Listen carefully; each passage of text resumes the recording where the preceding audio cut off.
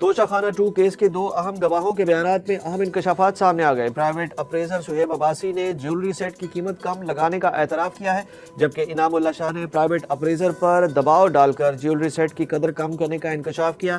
سہیب عباسی نے کہا کہ بلغاری جیولری سیٹ کی تشخیص 25 مئی 2022 کو کابینہ ڈویژن کے سیکشن آفیسر نے سونپی تھی۔ انعام اللہ شاہ نے دباؤ ڈال کر بلغاری سیٹ کی 50 لاکھ روپے ویلیو لگانے کو کہا۔ انعام اللہ شاہ نے دھمکی دی کہ اگر ویلیو کم نہ کی تو سرکاری محکموں سے بلیک لسٹ کر دیا جائے گا۔ کیس کے دوسرے گواہ انعام اللہ شاہ نے بیان میں کہا کہ میں نے سہیب عباسی سے جیولری سیٹ کی قدر کم کرنے کو کہا تھا۔ میں نے پی ٹی آئی اور سرکاری نوکری دونوں سے تنخواہیں وصول کی۔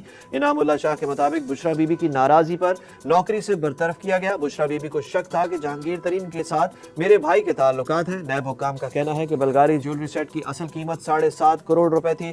عمران خان نے پرائیویٹ اپریزر سے سیٹ کی قیمت 59 لاکھ روپے لگوائی اور انہوں نے صرف 29 لاکھ روپے سرکاری خزانے میں جمع کرائے۔